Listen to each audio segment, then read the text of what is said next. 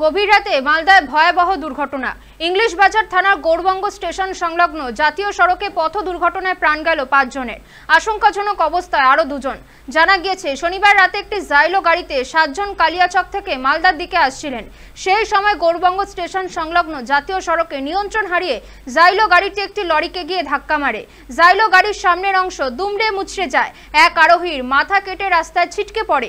খবর পেয়ে জাতীয় সড়ক কর্তৃপক্ষ এবং স্থানীয় থানার পুলিশ গিয়ে রক্তাক্ত অবস্থায় উদ্ধার করে 7 জনকে। তার মধ্যে ঘটনাস্থলে 5 জনের মৃত্যু হয়। 2 জন মালদা মেডিকেল কলেজ হাসপাতালে চিকিৎসাধীন। ফোন পেয়ে দুর্ঘটনাস্থলে আসেন আহত ও নিহতদের পরিজনরা। আহত ও নিহতদের বাড়ি কালিয়াচকের আলিপুরে। প্রত্যেকের বয়স 20-র কম। রবিবার দেহগুলির ময়নাতদন্ত করা হবে। ঘটনাস্থলে যান জেলার পুলিশ সুপার প্রদীপ কুমার ইয়াদব।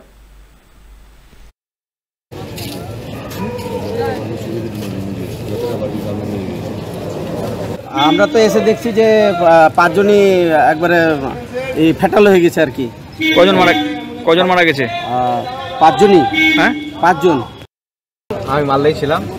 আমাকে বললো যে দেখেন তোমার আলিপুরের সব ছেলে অমুক ছেলে অ্যাক্সিডেন্ট হয়েছে, হ্যাঁ অমুক জায়গায় কাটাগড়।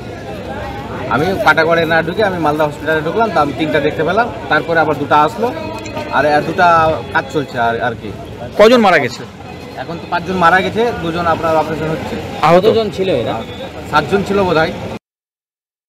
এইসব দেখলাম কি ওখানে 3 জন লাশ টাকা দেখতে পেলাম।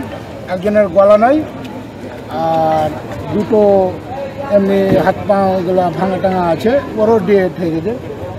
এই 3 জন ওখানে দেখলাম। এখানে এসে দেখলাম হসপিটালে মালদা মেডিকেলে 5টা ডেড বডি দেখলাম।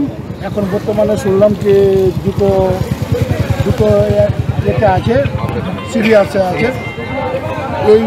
এইটি শুনলাম। বাড়ি কোথায় এদের? বাড়ি কোথায়? বাড়ি হলো আলিপুর, কালিয়াচক আলিপুর।